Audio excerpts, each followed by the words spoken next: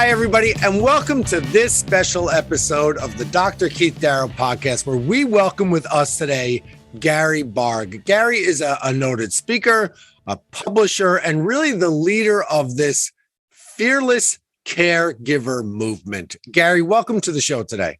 Thank you. So it's I've been watching your shows. I've been following your what everything you do. So it's an honor to be here. No, absolutely. Look, I have so much respect for you and the work you've been doing, but I feel like I'm so late to the game. I feel like you've been on such a long journey here. I learned that you started your website in 1995. Like, who did that? Right? No, nobody had a website in the 90s. So I want to start with what I think is the most important question. Why? Right? What is your why? What is your passion? How has the fearless caregiver come about? Well, we started like so many other advocates that I've run into over these last 27 years who are out there supporting family caregivers, motivating, educating, celebrating family caregivers. And if you scratch deep enough, it's because their own personal situation. And I'll go back just an inch. 1990, my dad. I'm in South Florida now. My whole family's here. I was born and raised here. But my dad retired in 90 and developed bone marrow cancer immediately. I was living in Atlanta doing video work for the 94 Olympics, getting set up to do a lot of projects. My brother was in New Orleans as a mall manager. They used to have these things called malls. I don't know. I kind of faintly remember them. And my sister, had two little kids. She was here. And so there was mom. She went from partner in life, best friend, love of life for 50 years to caregiver and everything that entails. And between us, my brother and I would come in. One of us would be in for a weekend once every 6 weeks or so. But, and I say this as one now, so I will tell you, caregivers are a sneaky lot. Mom would make sure that we weren't to suffer. We weren't to live through what she was living through. So for the weekend that I was in, everything looked pretty good. She had everybody at attention. And by the time 94 ran around and Dad had passed 2 years earlier, my grandparents had taken ill with, they're both down here, with Alzheimer's and cancers and strokes. And, the insurance companies hated them, but the doctors loved them. Everything you can think of. And Mom became caregiver at large. So summer of 94, I came back for 2 weeks just to help Mom. I heard in her voice just a crack, and I thought, oh boy, I better come in, help out before all my projects start. And I can't do it. I can't do a thing because, there's just a lot of work to do. And they were the most intense, painful, challenging 2 weeks of my life, between Mom not feeling good, my grandfather's cognitive situation declining, and we were running around looking for facilities for him. My grandmother's having a stroke and major depression, and in and out of hospital waiting rooms, and just around the clock life and death situations, things to deal with. And I remember at the end of that 2 week period, sitting in Mom's house at dinner the night before I was going to leave and go back to Atlanta and continue my life. And I said, Mom, I'm so glad I came in these 2 weeks, because look at what you were going through. And she looked at me dumbfounded, because what to me was the worst possible 14 days of my life was a normal 2 week period in her life. She didn't know what I was talking about. So I, moved back down to be a caregiver's caregiver. I wasn't, she didn't ask me to come back, but once I saw through the looking glass, I said, there's no way I'm going to ignore this. And came back, and I helped her, and she helped our loved ones. And I get such great response and support and advice from my fellow caregivers at 3 a.m. in emergency waiting rooms on Miami Beach, or walking in and out of long-term care facilities. We were all communicating and interacting, and you're right. The web was this was, 94, 95. The web wasn't anything. And I thought, well, I have a media background. God, someone had to have done a magazine on this issue. And we went into these things called bookstores and looked on the magazine shelves, and there was nobody talking about caregiving. And so we started today's Caregiver magazine. First issue came off the press on 4th of July weekend, 1995. So I don't know what that means, but, and it started in Southeast Florida, where I was driving a truck from in and out of, facilities, waiting rooms, and in and out of hospital waiting rooms, just making sure caregivers got the information, got the message. And once we got caregiver.com in October of 95, and I literally called the place and asked for the website. It existed, and okay, I'll take it. You're right. We didn't know we thought a website was just a way to get information out about the magazine, and everything exploded. We became a national, had a lot of chats and interaction and articles and conversation with caregivers all over the country. And I got on the Today Show in 98 and got a publisher out of that, and was thinking, what do I really want to tell caregivers? What is the job I want to have to explain to them, their job? And I thought, well, wait, fearless. They are fearless. The thing I'd like to make sure that we all become is an equal member of our loved one's care team, the CEO of caring for our loved one's care team. And the word fearless just stuck, what doesn't mean you're not going to fear, but it's something to work towards and say, okay, that's my role. I'm going to be an equal member of the team. I'm not going to take an easy no. I'm going to learn how to care for myself. Just all the things wrapped up into this new job role. And we have so many readers in this area. People wanted to get together. And so we decided to hold a conference in November. I think it was November of 98. And we had Robert Urich, who was a wonderful, wonderful man who had a cancer diagnosis at that point and was in remission. And he came, and we had 400 caregivers, and it was just an explosion of love and interaction and support and advice. And I watched caregivers sitting in break rooms and at lunch, training each other. And I thought, okay, this is what it's about. Make sure that the caregivers feel comfortable in a place where they can learn from each other, because every single caregiver has a piece of the puzzle that some other caregiver needs. We just know how to ask for it. We just need to know how to ask for it. And then we took to the road, and we've done 287 Fearless Caregiver conferences from 98 to obviously March of 2020. Wow. 47 cities, 26 states, from Alaska down to Southern California, Michigan, down to Southern Florida, and a bunch of states in between. And then when it all stopped, we went virtual, and we did 12 virtual Fearless Caregiver conferences, which had, the same love, the same interaction, the same support. You have to ask your questions on the computer, but boy, were we asking questions as family caregivers.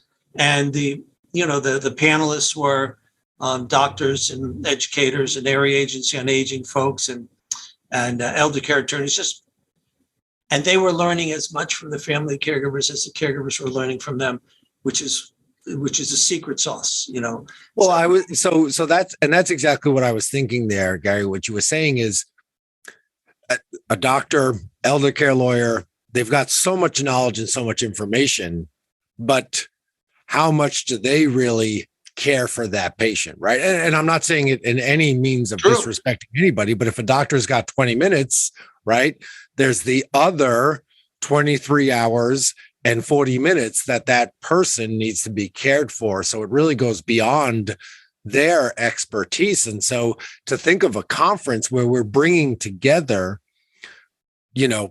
both sides of the coin, the healthcare side, people that have gone to school, that have the knowledge, that have the legal and the medical expertise, but really the personal side of what it means to be a caregiver.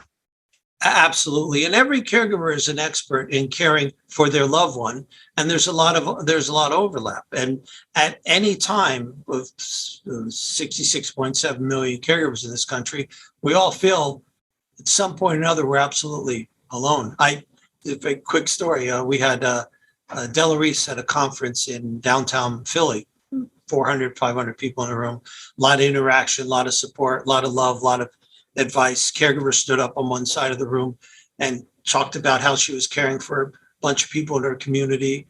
Caregiver stood up from 20 tables away and said, I know that community. I live there. From now on, you have support.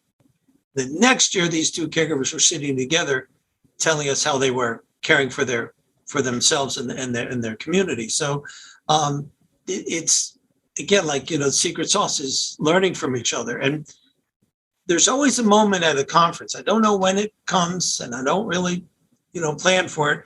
We call Stump the Panel. So you have a panel with 100 years of experience, fabulous doctor, fabulous audiologist, fabulous, elder care attorney, and a caregiver, because it's all about asking and interacting and supporting. So everyone's in the room together for the day. All our support is around the room. We don't have breakouts, separate vendor rooms. Everyone's in the same room.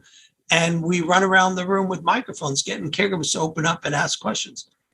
Caregiver will always ask a question, and you'll see the panel, no matter who it is, at some point during the day, pause. In that pause, 5 or 6 caregivers will raise their hand and go, hey, here's how I did. Here's how I did it. Because every caregiver has a piece of that puzzle, a piece of the pie that some other caregiver needs and hadn't figured out how to do.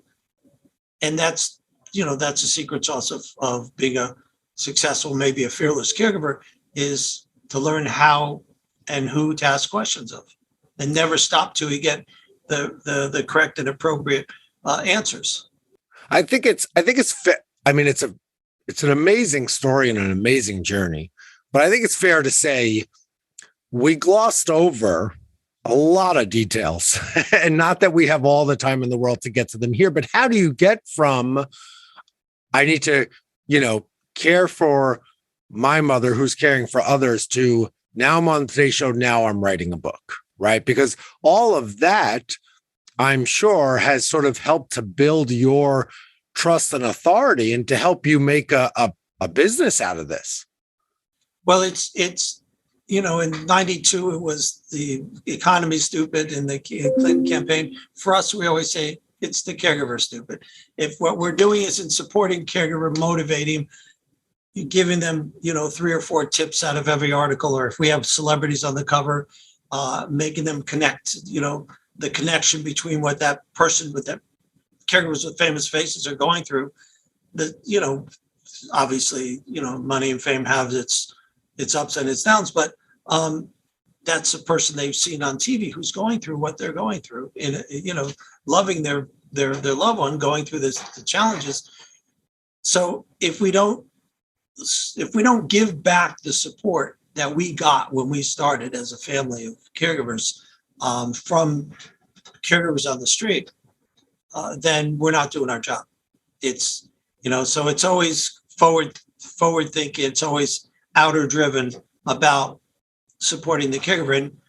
And I do a weekly column at caregiver.com. We do 2 newsletters a week. One is with a bunch of articles and topics, but one, we try to highlight a fearless caregiver. Send in your conversation about how you were a fearless caregiver, and we'll highlight you. And the other is a column that I do. And I can't tell you how difficult my columns became after I wasn't running around the country talking to caregivers, because at every single event, I found 2 or 3 columns worth of information from what the caregivers just said and interacted, and their solutions and funny stories. And so, we hopefully, we give more than we get. And to that, how do you get out the word? I mean, how do people, because look, you said there's 67 million or so caregivers out there. I'm sure you don't have or maybe you do have 67 million subscribers. So how do we get the word out there? Because I see in my own family, I think anybody listening to this has some current personal experience with a caregiver who's getting burnt out. Well, hopefully people listening here are saying, "Oh, go to caregiver.com. Look what I learned." And Dr. Darrow had this guy on the show, and I got to learn some things. When we go to the cities, we do a lot of outreach. We're also doing a lot of outreach and support and helpful articles to different organizations and Facebook groups and everybody who's out there. And we're at caregiver.com. So a lot of times people literally just bump into us. So our goal is to support any caregiver that we get our hands on, and make sure that we create a community that's caregiver driven and caregiver supportive. Now tell me more about that first. Oh, sorry. He wanted to come up, then he decided to growl at me. That's my Tell me about your first book. What is the message in the Fearless Caregiver book? You are not alone. Very much that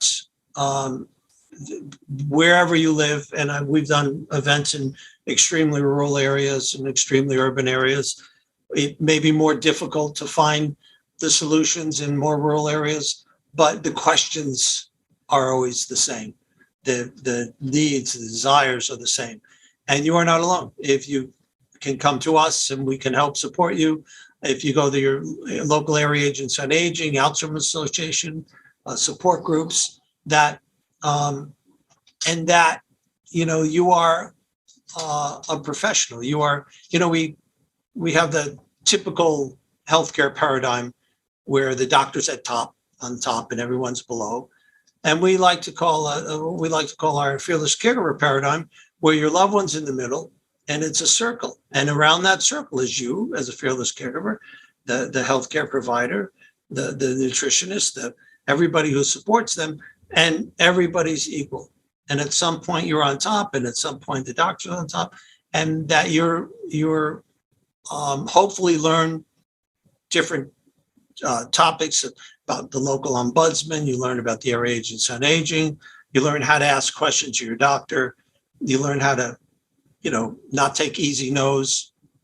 And that was the first, how to get the best care for your loved one and still have a life of your own, is a subtitle of that book, which was a shorter, easier way just to say what all those words I just used to explain it. Of course. So you bump into somebody, right? And they're, Gary, my spouse or mother was just diagnosed with Alzheimer's.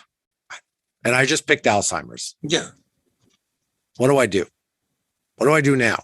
Well, because I have no idea what I'm about to get into. And I saw, right, because everybody will say, I saw my mother go through this stress when she was taking care of my father. Absolutely. And I don't have the time for it. Yeah. I don't have the flexibility at work. I mean, there's so many different situations. What's sort of the single most important thing, or the first thing that people should do?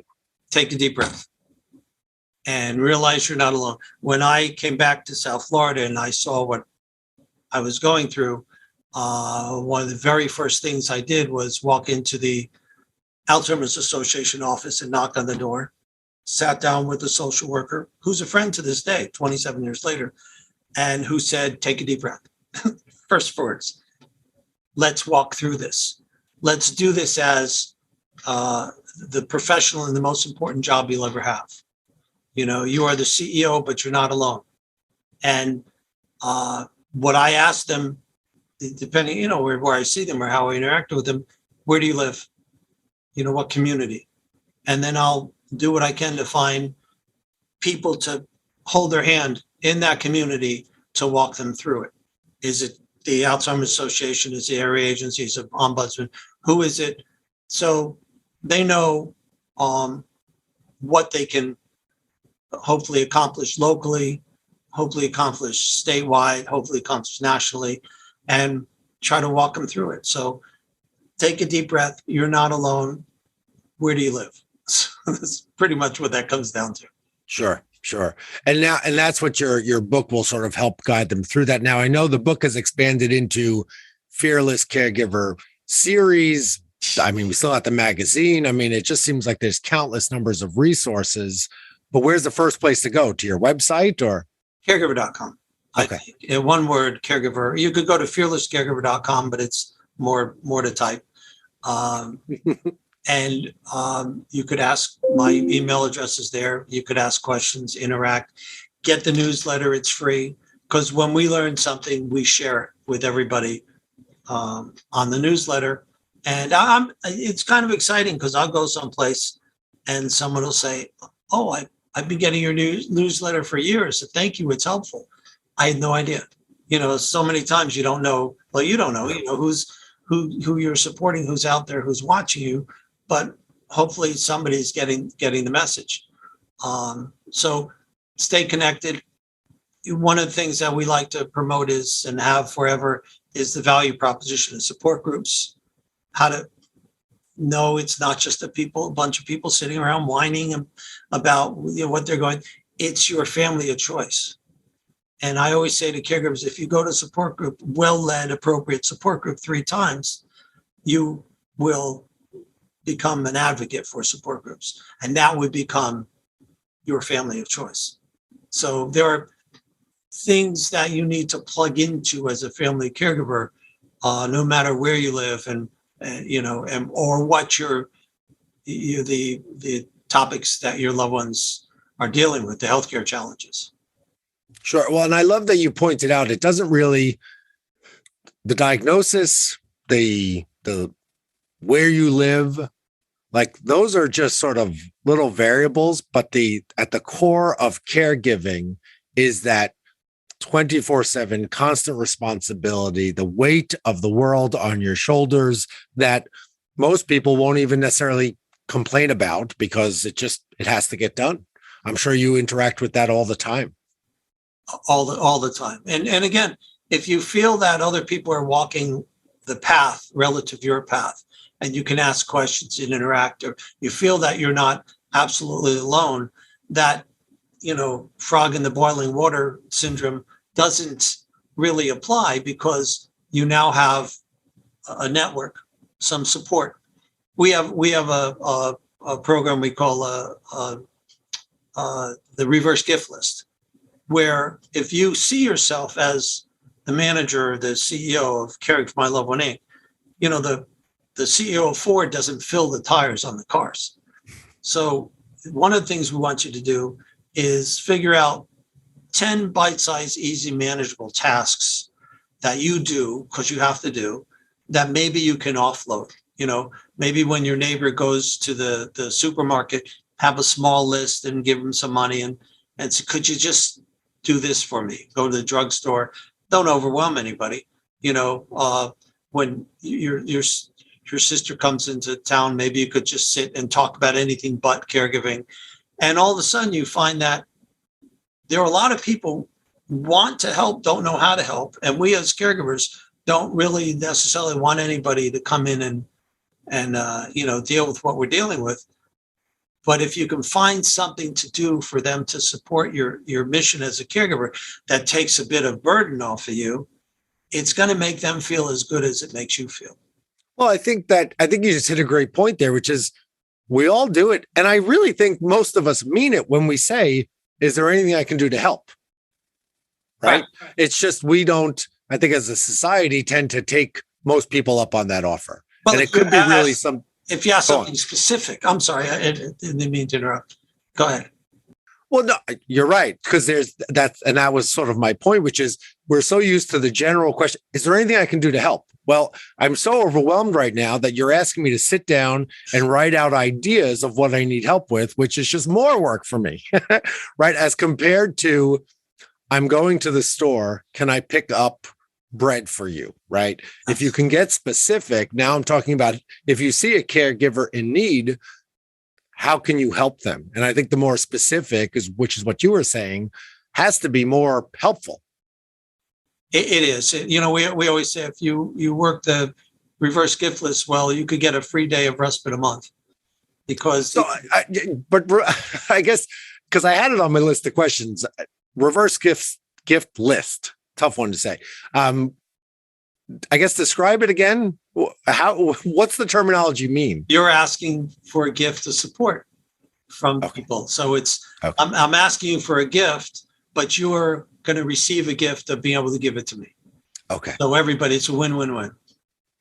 Because I'm asking you to go pick up a loaf of bread and you're going to do it and you're going to feel good about it.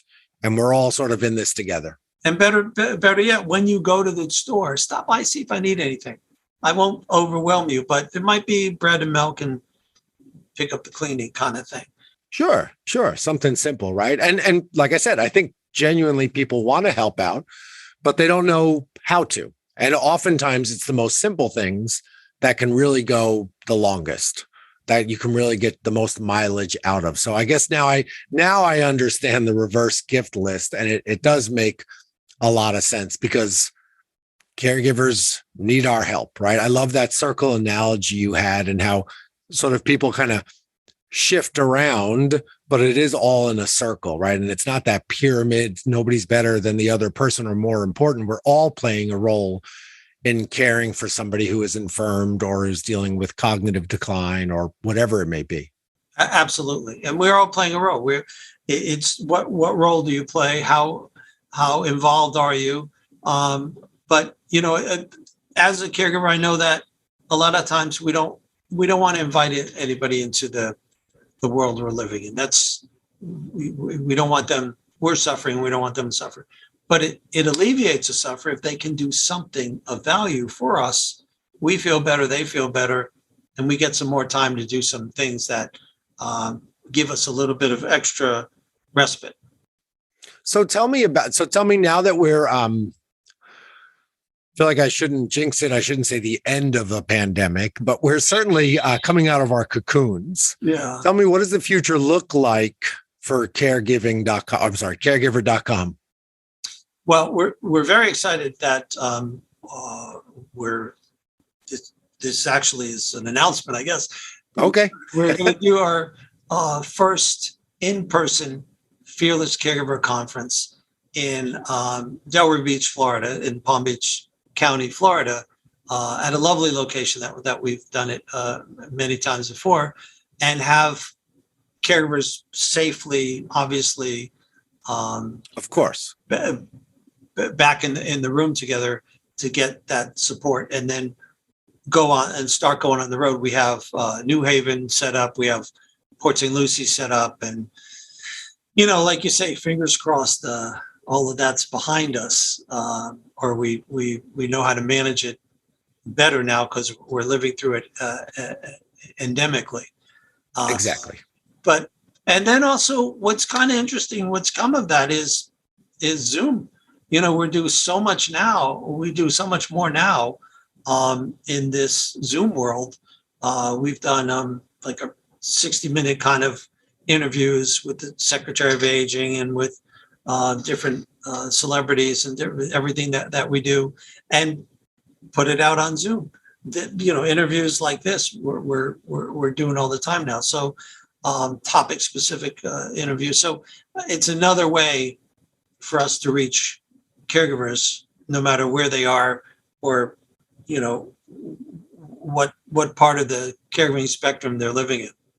And I think that's fantastic. I think you're going to, in the future, have a lot of success, both online and, in a Zoom world, in a Zoom world, but also getting back in person so that people can feel the love and the nurturing from each other. So I'm really excited to see what the next, 5 to 10 years of your mission brings to the world, the awareness. I know my sort of area of concentration, as you know, is definitely in hearing and the role it plays in cognitive health. As a certified dementia practitioner, as an audiologist, as a neuroscientist, I've been studying sort of firsthand how the brain ages, how hearing plays a role in that. And I think that that's such valuable information because, like, communication really is our key to each other, right? I mean, I think that's at the core of what you're teaching, which is communication with each other, with our doctors, with our neighbors, with our loved ones, so that we can get through this together. And if you don't have the ability to hear and understand others, well, that's going to just make it that much more difficult. And so that's my message to the world of active aging, of preventing decline and reducing the rate of decline through, proper hearing healthcare. Well, I don't know if you know this book, but I've been dog earing it. There you go. Really, I got to tell you, it's exactly the way I think the books on these issues should be. It's very, very straightforward, very defined on what you're teaching them, and even large type. So I'm quite thrilled. But I will tell you what I mentioned earlier about audiologists coming to the events. Absolutely, it's better than I do, but we talk about this at every single conference, and I talk about it on the line a lot, is that hearing isn't just, oh, well, dad's hard of hearing, and so we'll just yell louder.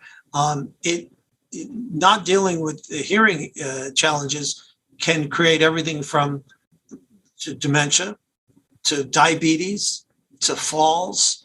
It's really the beginning stage of some terrible things. So we have to learn how to deal with this issue with our loved ones. Again, I always say this at the events. If your loved one has a vision issue, contacts, glasses, no big deal. Has a mobility issue, they're on a cane, they got a walker. But heaven forfend, you tell them that they're having hearing challenges. All of a sudden, they see this big horn, and they're aging, and they'll yell to the skies.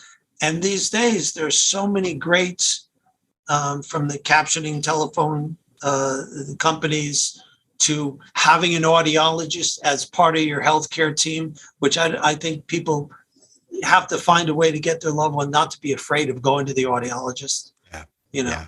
There's a lot of fears out there, and I appreciate you spreading the good word about it's not just about hearing. It's not just about those old, antiquated, traditional hearing aids that we all agree don't really work. It's about developing a proper treatment program with your audiologist, with your hearing specialist, that's designed to increase cognitive function. Yes. That's designed to reduce your risk of dementia, to reduce your risk of falls. I would imagine that you deal with caregivers every day that are caring for a loved one with cognitive decline who has fallen, right? How many people are just suffering in their own silence with ringing in their ears and in their head? And it's just this psychological trauma that comes from it. We can help with that. There's so much we can do. And at its core, all of these things are helping caregivers and the people that they care for to sort of live life independently, or as independent as possible, to restore confidence and to just, and I'm sure you've heard it before, aging is inevitable. Can't do anything about the clock, but decline is optional. Absolutely. And again, once people, and I've seen this 1,000 times too, once they have their hearing checked and whatever it is they need, they get, all of a sudden they're out, they're about, they're having their life back. And I would say one of my next columns is going to be about, I call the caregiver curmudgeon when I talk about these kind of things. It's going to be about the benefits of getting older. I've worn glasses since I was 5 years old. Went next door to the eye doctor who was living next door and said, "No, you're going to have glasses now. Glasses and contacts since I was in elementary school." And just 2 days ago and 2 weeks ago, I had cataract surgery, and that's a benefit of getting older. I never had cataracts before, so there you go. Now I had the surgery. I never got LASIK. I never thought about any of that stuff. And now I walk around wondering where my glasses are. I see better after this. It's a little red still, but after the cataract surgery, than I ever have actually with glasses or contacts. And I love what a great attitude. The benefits of getting older. What a great article. Can't wait to read it. Yeah, I should write that. So, Gary, thank you so much for your time today. This has been so enlightening. And I think that we're really at a point where we have to make sure, of course, that the patient or the infirm, the person who's dealing with the first person dealing with the illness, that they get the care they need. But there's so much pressure put on the caregivers, and we can't ignore it, right? The Lancet article that came out just a few years ago talking about dementia, the ways to prevent it, the ways to diagnose it had such a great focus on caring for the caregivers. And I feel like that's the language we have to start speaking in. You've been doing it now for 30 years, 20 years, and 20, what'd you say, 27? Somewhere in between there, 27. All right. And I just think that there's so much more for us to do. So I appreciate you coming on here. Can't wait to spread the good word about this. And if you ever need an audiologist on a panel, please don't hesitate. Absolutely. And I say we're traveling the country, so we'll be in your community soon. Excellent. Excellent. Thank you so much, Gary. Appreciate all you do. You're doing God's work. Thank you very much. Thank you for having me on.